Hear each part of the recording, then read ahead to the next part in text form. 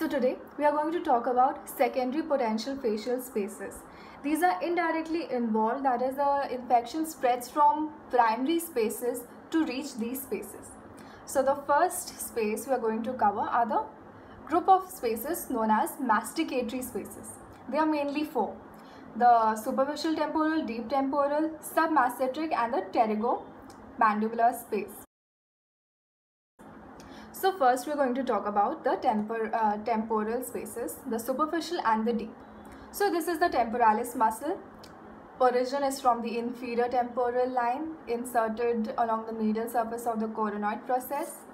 And this is the temporal fascia that is attached to the superior temporal line and to the upper border of the zygomatic arch.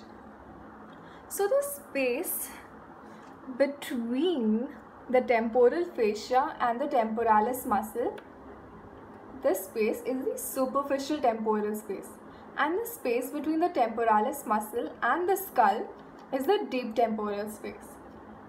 So we got this is the attachment. So we got the superficial temporal space here, and we got the deep temporal space here, medial to the temporalis. So the clinical features include pain, trismus, and swelling over the temporal region. And for drainage, we give an incision 45 degree to the zygomatic arch, well above the hairline, and with the hemostat we pierce the temporalis fascia to reach the superficial temporal space, and we pierce the temporalis muscle to reach the deep temporal space. So the next space we are going to cover is the submasseteric space. So we got the masseter muscle here that originates from the zygomatic arch and inserts along the angle of the mandible.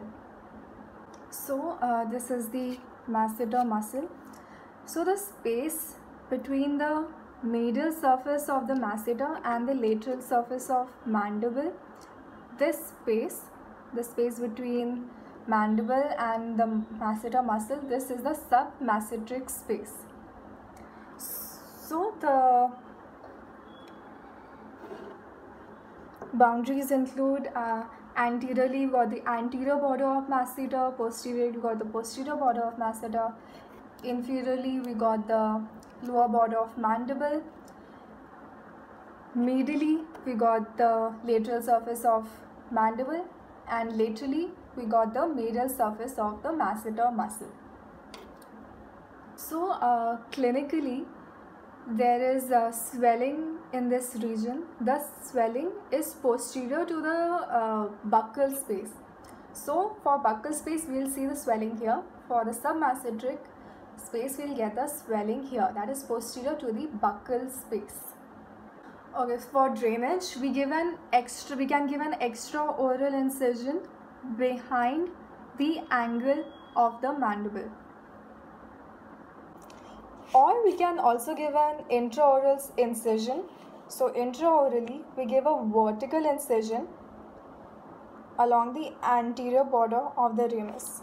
So intraoral vertical incision along the anterior border of the ramus to reach the submasseteric space. So the next space we are going to talk about is the pterygomandibular space. So the muscles we have here is the medial pterygoid with its two heads, the superficial and the deep head. We got the buccinator muscle that unites with the superior constrictor muscle to form the pterygomandibular raphe. We got the parotid gland with the superficial lobe, and this is the deep lobe of the parotid gland. So the space between the medial pterygoid and the mandible, this space is the pterygomandibular space. So the boundaries include, so laterally we got the medial surface of mandible, medially we got the lateral surface of the medial pterygoid plate. Anteriorly we got the pterygomandibular raphe. This is the pterygomandibular raphe that is formed by the union of buccinator and the superior constrictor.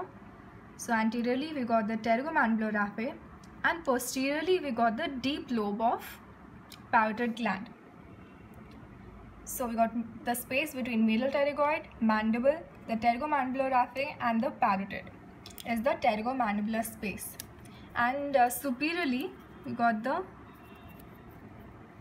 lateral pterygoid muscle that is attached along the pterygoid pit that forms the superior border of the pterygomandibular space.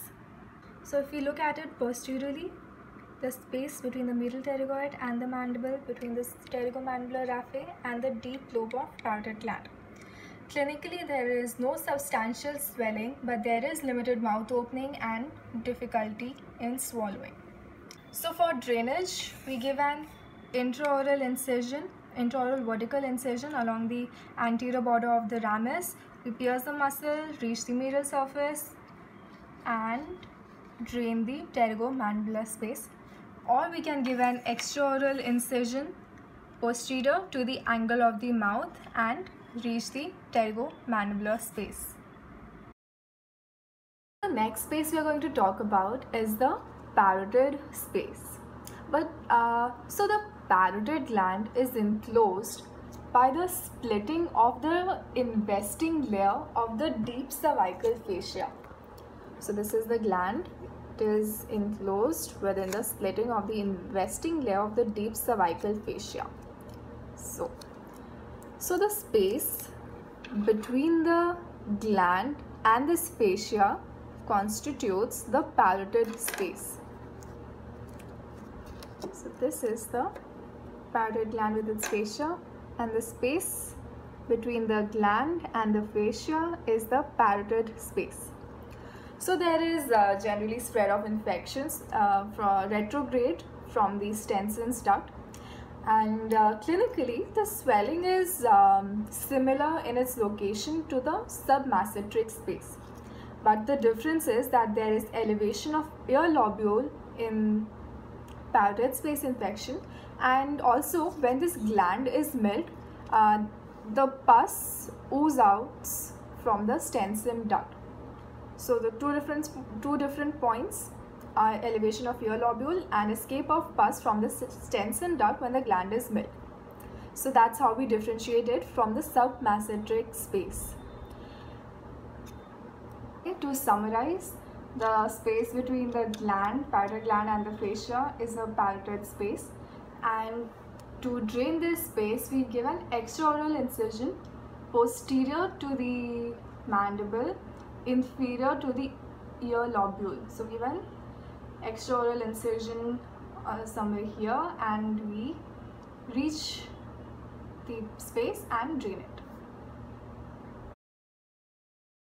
Now we are going to talk about parapharyngeal spaces. These are divided into lateral and retropharyngeal. So first we'll talk about lateral pharyngeal space.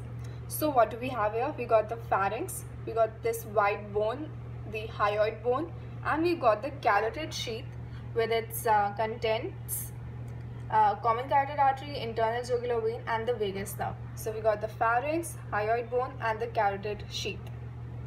So the space lateral to the pharynx is the lateral pharyngeal space. So this space is the lateral pharyngeal space. It is a cone shaped space with its base, the base of the skull, and the apex of the cone is at the hyoid bone. So it is a space between pharynx and the mandible, between the base of the skull and the hyoid bone. The boundaries include medially we got the pharynx, laterally we got the mandible, superiorly we got the base of the skull, inferiorly we got the hyoid bone, anteriorly along here we got the pterygomandibular raphe, posteriorly we got the carotid sheath. So this space is divided by the styloid process. This is the styloid process and its group of muscles into two compartments, the anterior compartment and the posterior compartment. That is, the styloid process and its muscle divide the lateral pharyngeal space into anterior and the posterior compartments.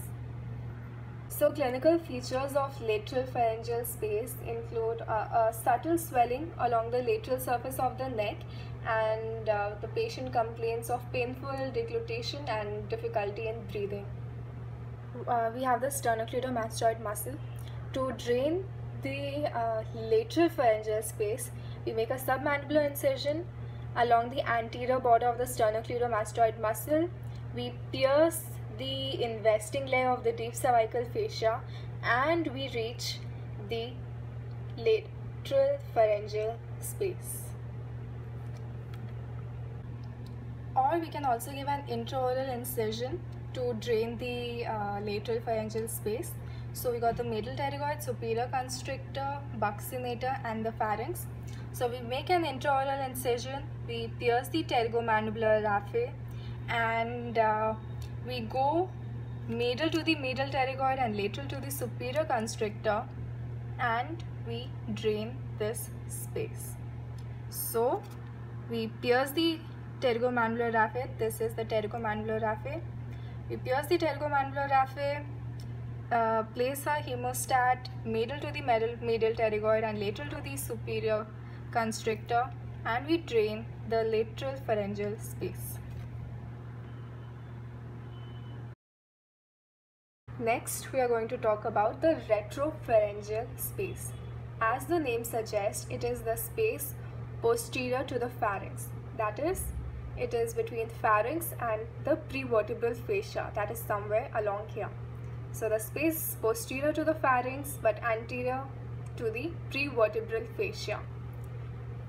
So the boundaries include: anteriorly we got the pharynx, posteriorly we got the prevertebral fascia, and laterally we've got the carotid sheath.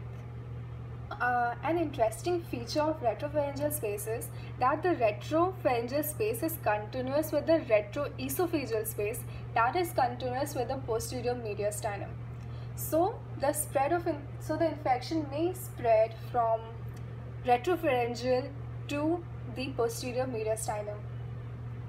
So clinical features are similar to that of lateral pharyngeal, that is, there is painful deglutition and difficulty in respiration. The drainage of the retropharyngeal space is similar to that of the lateral pharyngeal space.